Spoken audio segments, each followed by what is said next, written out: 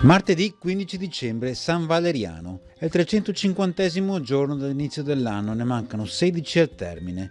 Il sole sorge alle 7:44, tramonta alle 16:28, la luna sorge alle 8:37, tramonta alle 17:09.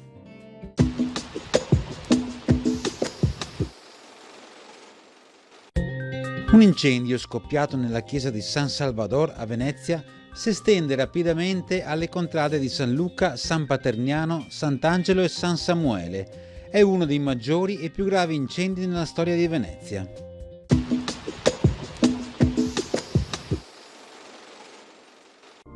Le previsioni per domani. Fino al mattino foschie o nebbie in pianura e nelle valli, nuvolosità in transito e qualche debole precipitazione. Nelle ore centrali il cielo sarà poco nuvoloso o sereno sui rilievi e pedemontana, mentre in pianura si potranno avere schiarite ma con presenza di residue nebbie o nubi basse, che saranno nuovamente in intensificazione dopo il tramonto.